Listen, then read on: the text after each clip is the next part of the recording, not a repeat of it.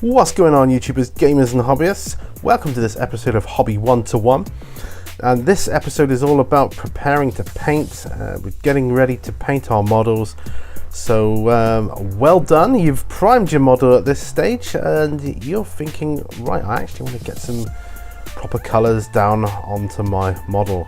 Right, well, there's a few things to go through. Let's take a look at them. So obviously you're going to need an area in which to work, perhaps a workbench or a table. Even if it's the kitchen table, it doesn't matter. I mean, I'm lucky enough to have a dedicated workspace, as you can see before you, but if you're not, you can get various workstations and things that you can unpack and pack away at the end of your session. But either way, you're going to want the same few things to go along with it. So you are going to need a container of water and a cup of tea or coffee or whatever is your poison. Trust me, you're going to need this, but please don't mix them up when you come to wash out your brushes. Obviously the water is washing out your brushes. Talking of brushes, you're going to want a few on hand, ideally like a small one for detail work, a medium one for slightly larger work, and perhaps a bigger one for possibly doing washes and other techniques, which we will come on to at a later date, possibly a dry brush as well. Somewhere, I don't know where you want to keep them. I keep mine in a jar, and again I'll talk about brush care in another video. But you're just going to want to bear that in mind. You're going to need a variety of at least 3 or 4 brushes to begin with. Right, the next thing you are going to definitely want to consider is how to store your paints. Now, to begin with, you may only have a few paints, and you can get many different paint pot holders, such as this one. You can get various different sizes. This one is ideal for like Citadel paints, or P3 paints, or Coat d'Arms, and many others. And you can get other ones for Vallejo and so on. Now you can build these up over time. The thing is, I found my paints rapidly became higgledy-piggledy, and this can lead to frustration when you're painting and you're looking for a particular paint. So as your collection expands, I recommend putting them in color order, such as what I've done here. Now what I did, I just got like a thing of drawers. These happen to be like a rainbow color. They're on wheels, which is ideal, and I just label them different colors, like my reds and oranges in one drawer, my pinks in another, my browns in another, and so on and so forth. It is absolutely ideal because I can put my hands on any color at any given time, and it is perfect. Often a source of frustration for beginning painters is what paints to use and what colors. Now, if you're not sure, I mean, some people know what colors they want to paint their models, and that's fine.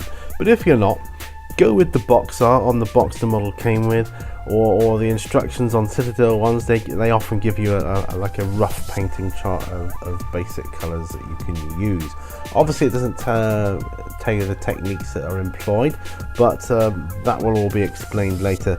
But it's ideal for getting the paints and the right colors you need to begin with, because as you know, there are so many different paints by so many different manufacturers, and unless you're a millionaire, you're not going to be able to get them all at once.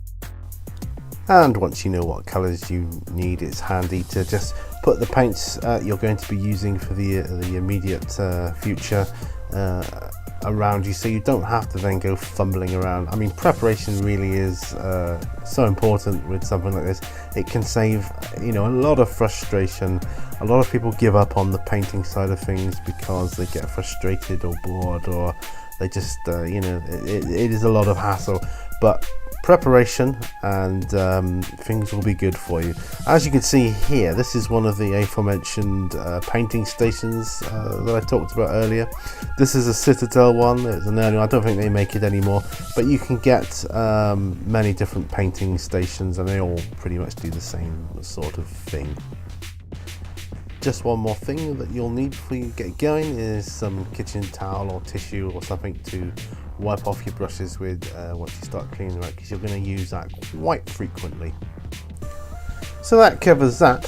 What else are you going to need in your working environment? Well, you're going to need some good lighting. Make sure your environment has excellent lighting. If it doesn't, you can get yourself some desk lamps. I've got a couple here that I use either side, and they really light your mod as well, because you don't want to strain your eyes. That's quite important. So make sure your area is well lit. Another thing to take into consideration is ventilation. You're going to be working with paint and other chemicals, so make sure you've got a door and a window nearby. Now that's taken care of, look at where you're sitting on, or what you're sitting on. I use this chair because it's an ergonomic chair. I can adjust it up and down and so on. It's on wheels, so it's easy for me to move around to reach paints or models or whatever materials I need at hand. So make sure you have that. So make sure your legs aren't, your knees aren't bent when you sat in a chair. They should be kind of at pretty much a 90-degree angle to the floor, so up and along.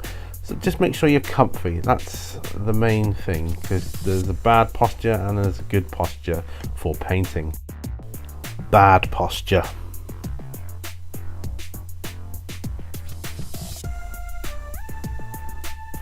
Good posture.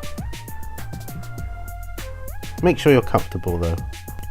And the last thing I have to say is really to make sure you allot yourself enough time in which to paint. Don't go thinking, oh, I'll get 10 minutes in here and there, because it'll take you that long to set up, especially if you have to like unpack your stuff and pack it away. There's not a lot of people have the luxury of having a dedicated work area, at least to begin with. So make sure you've got enough time to do it in. I mean, I like to work in periods of half an hour to an hour, and then take it from there. And if you work more than that, you need to make sure you take proper breaks as well. Give your eyes a chance to adjust to a different distance, especially when you're working close up. So take a break, walk around, if it's a nice day, go out in the garden, whatever, but look at stuff from far away for a bit. Take those glasses off and get some natural light on you. And yeah, that's all I have to say about getting ready to paint. So thank you very much for watching this episode of Hobby 1-to-1. I hope you've enjoyed it. It's been fun to make. If you like it, please like, share, subscribe to the channel. If you've a mind, please check out my Patreon and click on the link either up on the screen or in the video description below. Thanks ever so much for watching. I love each and every one of you. Till the next time, remember, all brushes lead to war. Bye for now.